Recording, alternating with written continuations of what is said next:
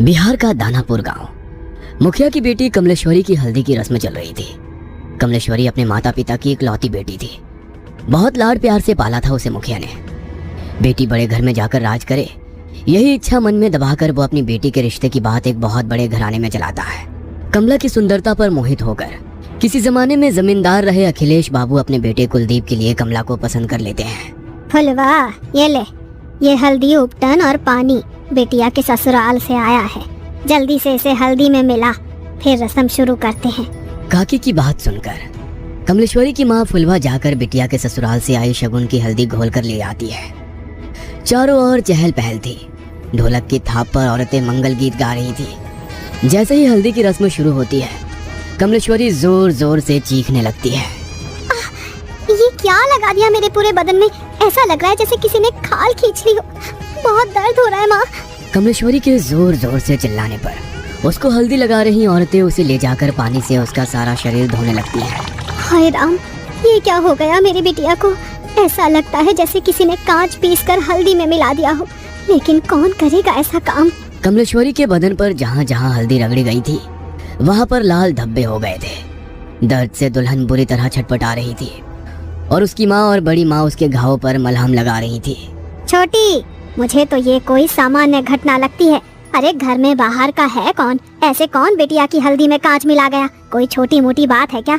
अरे वो तो शुक्र है कि मुंह पर नहीं लगाया था, वरना पूरा चेहरा बिगड़ जाता बेचारी का। मेरा तो दिमाग ही काम नहीं कर रहा है जीजी। कौन हमारी कमला से जलेगा? इसने क्या बिगाड़ा है किसी का? शादी ब्याह का माहौल था।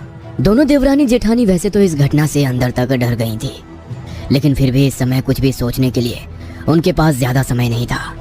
2 दिन में कमला की शादी थी। घर में ढेरों मेहमान जमा थे। उनके खाने पीने की व्यवस्था करने के अलावा दोनों देवरानी जेठानी को तमाम रस्में पूरी करनी थी। इसलिए इस बात को यहीं दबाकर वो शादी की तैयारियों में जुट जाती हैं। अगले दिन सुबह, माँ, कमला के ससुराल से शादी का जोड़ा और शगुन आया है, जाओ जरा देखो तो। एक बड़ी सी गाड़ी से 2 नौकर जैसे दिखने वाले आदमी गाड़ी से नीचे उतरते हैं और बड़े से थाल में लाल रंग के कपड़े से ढका हुआ शादी का शाही जोड़ा और गहने कमला की माँ फुलवा को सौंप देते हैं। बड़ी माँ ने संदेश भिजवाया है, शाम के समय दुल्हन को यही खानदानी जोड़ा और गहने पहनकर तैयार होना है। और हाँ, उन्होंने खास एक बात का ख्याल रखने के लिए हिदायत दी है कि इस जोड़े पर किसी की भी बुरी नजर ना पड़ने पाए। वो काली नजर और अपशगुन जैसी बातों पे बहुत यकीन करती हैं, इसलिए खास तौर पर इस जोड़े को एहतियात से रखने को कहा है। आप फिक्र ना करें, कमला और उसका ये जोड़ा अगले 2 दिनों के लिए हमारी अमानत है। हम पूरा ख्याल रखेंगे। फुलवा वो बड़ा सा थाल लेकर तेज कदमों से अपने कमरे में जाती है और एक बड़े से संदूक को खोलकर पूरा थाल ऐसे ही उसमें रख देती है। पूरा दिन शादी का भाग दौड़ में बिताने के कारण फुलवा को याद ही नहीं था कि उसने कमला को उसके ससुराल से आया जोड़ा दिखाया ही नहीं है। अगले दिन दोपहर 4 बजे, फुलवा, अरे कमला को तैयार करने का समय हो गया है। इसके ससुराल से जोड़ा आया था ना, कहाँ रखवाई हो? जाओ ले आओ। चूड़ी पहनाकर हम शगुन कर देते हैं, उसके बाद इसकी सहेलियां मिलकर उसको सजा देंगी। मेरे तो ध्यान से ही उतर गया है जीजी। एक बार खोलकर देखा भी नहीं मैंने कि उन्होंने क्या क्या सामान भिजवाया है। फुलवा तेजी से पल्लू अपनी कमर में खोसते हुए अपने कमरे में जाती है और संदूक खोलकर वो थाल लेकर सीधा कमला के कमरे में पहुंचती है। ए छोटी, ये क्या भिजवाया है इसके ससुराल वालों ने? अरे दिमाग तो ठिकाने पर है। ये लाल रंग के शगुन के जोड़े के साथ काले रंग की चूड़ियाँ कौन भिजवाता है? अरे ये तो अपशगुन होता है। कहने को तो इतने बड़े लोग हैं, लेकिन क्या यही समझदारी है इन ऊंची हवेली वालों की? अरे नई दुल्हन को काली चूड़ियाँ कौन पहनाता है भला?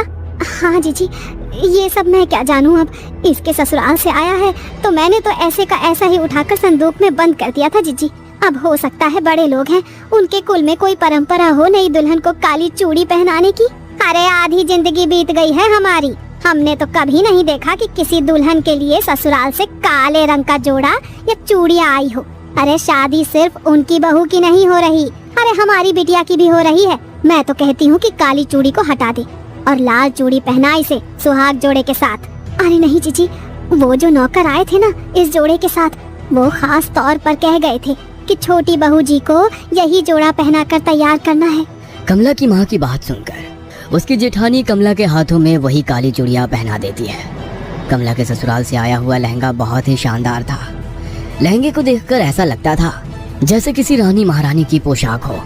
जैसे ही कमला की सहेलियां दुपट्टा कमला को पहनाने लगती हैं, तभी एक सहेली जोर से चीखती है, और वो 2 कदम पीछे हट जाती है। क्या हुआ मीना, तू चिल्लाई क्यों? हाँ, ये देख, तेरे दुपट्टे का एक कोना गायब है। ऐसा कौन करता है? इस तरह का कटा फटा लहंगा दुल्हन को कौन भिजवाता है?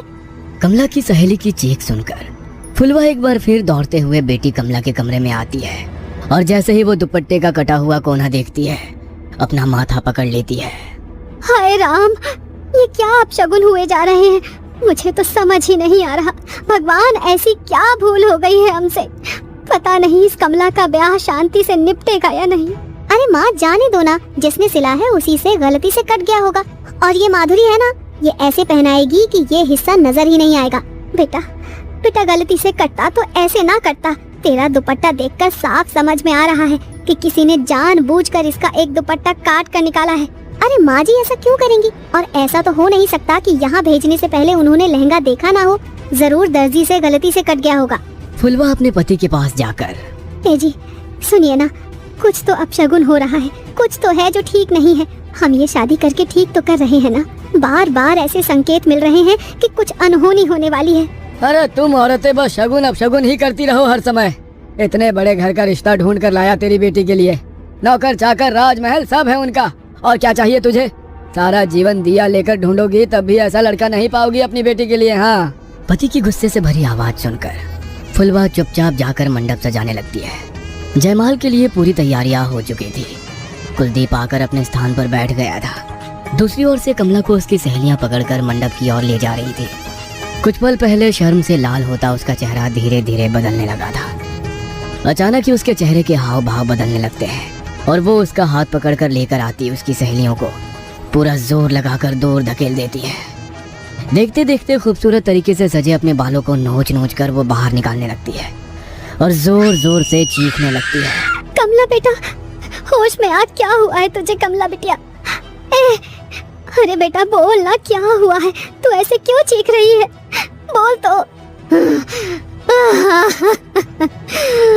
मुझे बहुत दर्द हो रहा है माँ, कुछ है मेरे बालों में, कुछ है इसमें। बेटी के इतना कहते ही उसकी माँ और बड़ी माँ तेजी से उसके बालों को खोलकर कुछ देखने लगती है। तभी बालों का एक बहुत बड़ा सा गुच्छा जमीन पर गिरता है, जिसे देखकर फुलवा की चीख निकल जाती है। बड़ी माँ कमला के बालों को देखती है तो पाती है कि सर के एक हिस्से के बाल पूरी तरह से गायब हो गए हैं और वहाँ पर एक गोल घेरा जैसा बन गया है। अरे ये कैसे हो सकता है? अरे ऐसे कैसे अपने बाल टूटकर जमीन पर गिर पड़ते हैं? किसी की काली नजर लगी है हमारी बच्ची की खुशियों को। अरे इतनी सारी बातें एक साथ होना कोई संयोग नहीं हो सकता।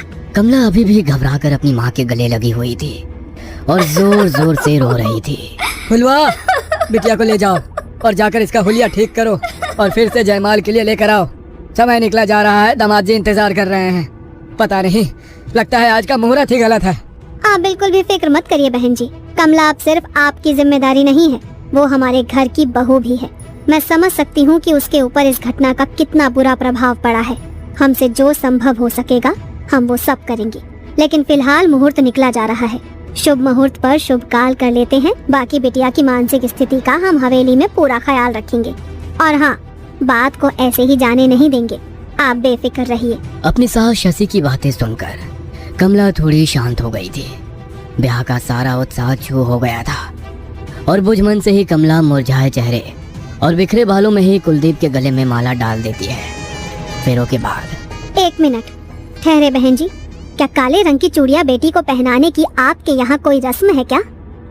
अरे नहीं, उल्टा हमारे यहाँ तो बहुत अपशगुन मानते हैं, लेकिन आपने भिजवाई तो हमने मजबूरन पहना दी। हमें लगा नहीं पहनाएंगे तो शायद आपको बुरा लगेगा। क्या बात कर रही हैं आप? हम बहू के लिए काली चूड़ियाँ क्यों भिजवाने लगे भला? जरूर आपको कोई गलतफहमी हुई है। मतलब आपने कमला के लिए ये काली चूड़ियाँ नहीं भेजी थी?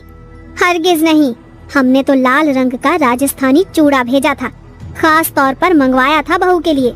सारी घटनाएं एक बहुत बड़ी अनहोनी की ओर इशारा कर रही थी। आपके घर पर ही लगता है किसी ने कोई काला जादू किया है, तभी तो आपके घर में रखे सामान पर ये सब हुआ। मुझे लगता है कि कमला की भलाई इसी में है कि वो जल्द से जल्द घर से दूर चली जाए।